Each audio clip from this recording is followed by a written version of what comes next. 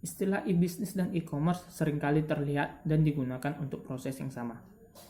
Namun demikian, meskipun berhubungan, keduanya memiliki arti yang berbeda.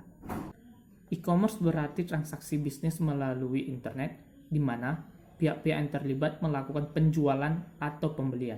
Transaksi yang dilakukan dalam e-commerce pada dasarnya melibatkan pengalihan atau penyeraterimaan kepemilikan dan hak atas produk atau jasa.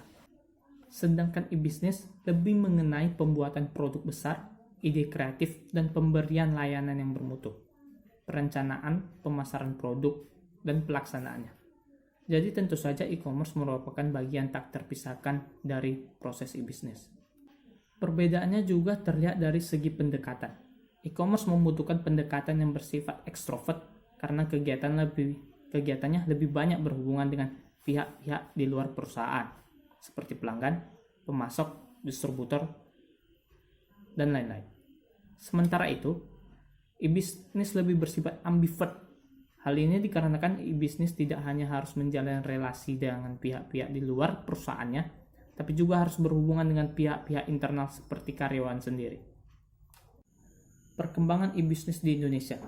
Saat ini, kemajuan teknologi komunikasi dan informasi telah membawa dampak yang sangat besar dalam berbagai aspek kehidupan, terutama pada dunia bisnis.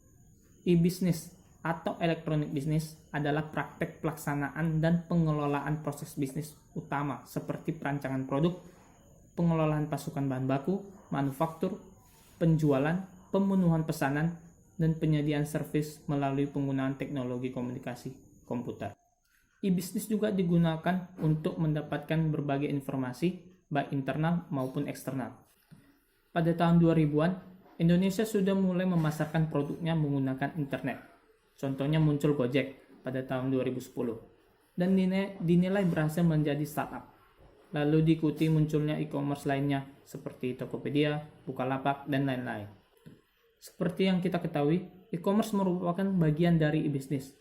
Perkembangan bisnis di Indonesia didukung oleh pemerintah Indonesia dengan adanya Perpres nomor 74 tahun 2017 tentang peta jalan sistem perdagangan nasional berbasis elektronik.